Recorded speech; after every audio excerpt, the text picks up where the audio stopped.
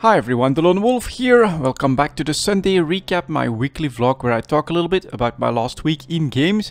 As always, we'll start with some EVE Online, and despite the fact that there's an ongoing incursion in Detail, I managed to play close to average, I think, by jump cloning a little bit to my second base of operation in Iona. There I took part in the arms race event, of course. I basically finished that in a single day because of that weird reset where you had to kill up to 80 rogue drones, and then it just reset back to 5 and you could start earning more points for the event. So that was basically a way to finish that in just a couple of hours. We've seen in EVE Talk that the economic effect on battleships and battlecruisers is quite substantial. Those that received them brought them to the market in pretty massive numbers, tanking those prices to extremely cheap battleships and battlecruisers of those types, of course. So overall, I would say that it's still a bit of wait and see to see how the arms race itself is going to be received with all the alpha clone changes. Probably a good barometer for that is going to be the new daily alpha injector, which CCP sells directly. If that price goes up, then that should mean very strong demand from alpha clone characters, and I personally do think that this is a very good move for the game because it opens up far more ships for them, ships across all races. They can really get invested a little bit more in trying to earn skill points, trying to get into better ships, and of course it gives them access to far more activities as well. They're going to be a lot better at exploration, which is of course my favorite activity in EVE Online. In mining not so much, but I think that's normal. You don't want the free-to-play players to also be able to bring in massive amounts of resources next to massive amounts of ISK. So if you had to choose between the two, I think you want inflation in the currency, not inflation in the goods from these free-to-play players. And then of course stuff like incursions actually become within their reach. So it's quite interesting, and we'll have to see how this evolves. Of course, what I'm also waiting for is more news on the deployment of moon mining in 0.5 systems and in wormhole space, and the changes after that. Let's hope that CCP comes out with like an update to the roadmap for EVE Online or something like that. Next up we have some Heroes of the Storm. So in Heroes of the Storm I'm playing a little bit less of that because, as I've said, I'm going to try the tactic of try to finish one quest every day, but try to keep your quest log filled as much as possible. So finish one of the 3, then the next one only finish one more, and it's usually just 1 or 2 games that I need to play on a single day in order to achieve that. But just this week, at the moment, I have the quest for play 8 games a second time, and so that is 800 gold for a daily quest that is very easy to combine with the 2 other quests that you might have, especially when you get something like play 3 games with a specialist hero, play 2 games with a StarCraft hero. That is something that is, you know, 2 games on one evening, 1 more game on another evening. That's 3 games played, so you also made progress in the 3rd quest, which is actually a really good gold earner. That's when I win 3 games or really awesome quests to see pop up, and are basically your extra gold that you're earning by going this route rather than keeping your quest log filled. I've found that the first quest that you actually receive is usually like play 3 games with a warrior hero, play 3 games with an assassin, things like that. So if you wait to fill up your quest log, you're actually going to earn more gold, and that's what I'm doing at the moment. This means that I'm definitely enjoying Heroes of the Storm. I think it's a very fun game, but I also feel like I'm making less progress when it comes to my own playing ability with Heroes of the Storm. I do feel like I've made some progress by playing more intensively in the last couple of weeks. I still definitely prefer to play with Zagara. I think she's a very, very powerful specialist, especially when you leave her alone. There's been a game where I tried to very aggressively push right off the bat, and I managed to take down those towers in absolutely no time. It was quite amazing to see. They made a big mistake by leaving me alone there. And then Asmodan, of course, actually I feel has more potential than Zagara when it comes to the XP earning, because of the ability, of course, to push 2 lanes at the same time, which is really awesome. And those 2 are basically my favorite playstyle. I must say, Blizzard does, not often I would say, but from time time to time make really sweeping changes to some of the heroes, and they have changed Lily quite substantially. Basically, the little dragon always heals, which is a positive, but you need to use all your abilities in order to combine to get the most out of the little dragon, because using the wind ability increases the duration of your active dragons and things like that. Make her very, very tricky to play, because A, you need and you want to use all your abilities basically all the time, but you also need to save a lot more mana, because she was already mana intensive and now she just burns through her mana extremely quickly. So it's a very difficult support hero in my opinion after the changes, and personally I don't really like her as much as the other one.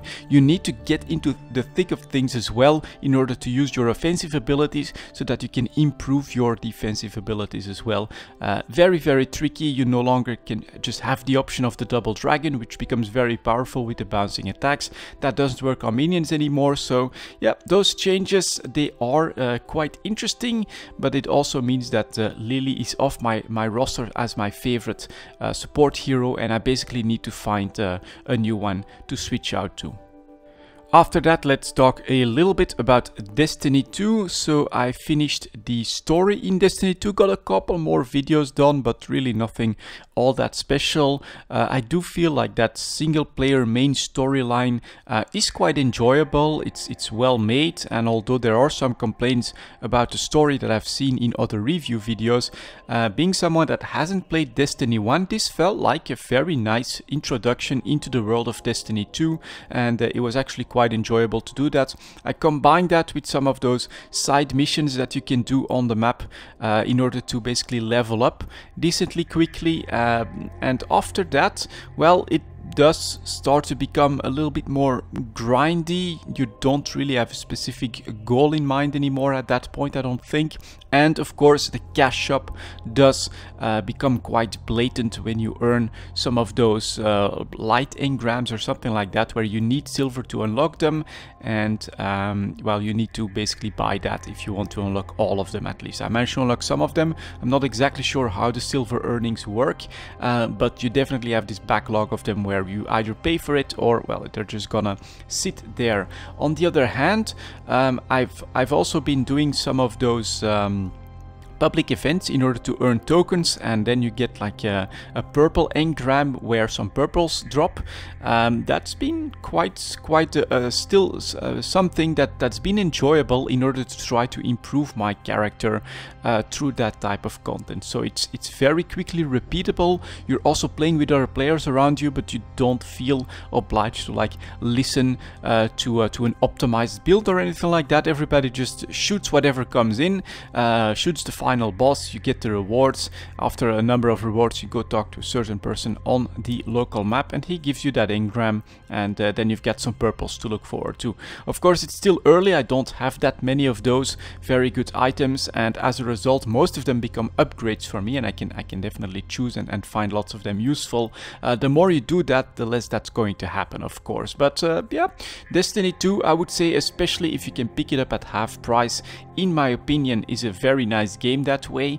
Of course, if you're planning to go that hardcore MMO route, you're not gonna get that experience from Destiny 2. It is a little bit of a different game, but I'm still enjoying it for what it is, and I actually do think that despite the fact that just playing through the story is not going to get me my 40 hours, which I would need for the $40 or euro price tag that I paid for it, but just, you know, doing some more, just with a little bit of effort, it has to be said, you know, going through the story, it's no effort, you just enjoy the game, it runs itself basically, and you want to complete that. But with just a touch of effort, I am going to do some more of those public events, explore the game a little bit more. It has more to offer, that is absolutely for sure, and that increasing your gear is a very nice way to motivate yourself to do that, and I basically do think that I'll get my money's worth out of Destiny 2 without too much trouble. After that, we'll see when it comes to DLC whether or not I want to jump in on that.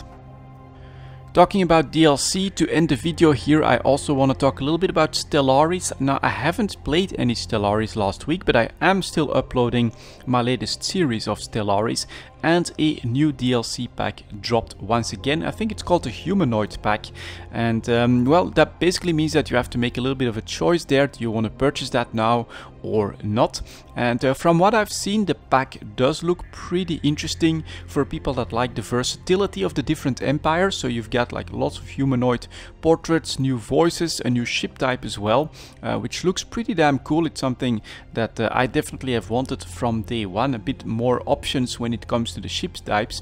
And this one, if I'd have to describe it, I would say it feels a little bit like a mix of Star Trek, smooth lines, and Star Wars with more utilitarian looks on the ship. So a very nice blend of the two. I think it looks absolutely great, and you know, it would give a completely different feel and look to your playthrough of a Stellaris game. But for myself, because I know my favorite playstyles, it's either with the hives or with the machines, there is little incentive for me to fork out more money for another DLC in Stellaris at the moment, and so I'm not buying it right away. I think basically what I'm gonna do is I'm gonna wait for the next big patch, because they have another patch in the works as well, which I think is going to drastically change many of the aspects of the game.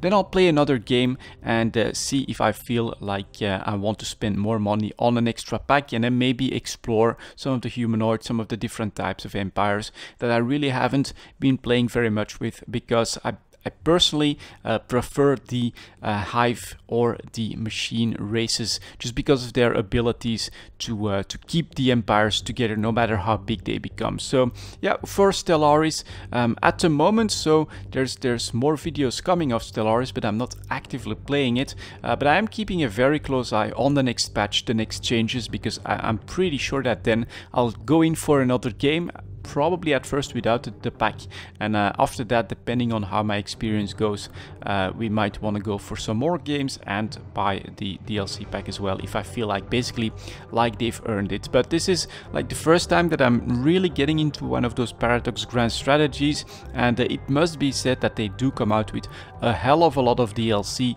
and so I would say you shouldn't blame yourself if, like me now, you prefer to pick and choose the DLCs that you actually want to invest in, and that you decide on those by the playstyle that you enjoy the most, not necessarily just straight up buying everything for the game. And so for the humanoid pack at the moment, I'm holding off. I want to see what they bring with the next patch, and I will take a decision on that. So that's it for this week, guys. Thank you very much for watching, and I'll see you all next time.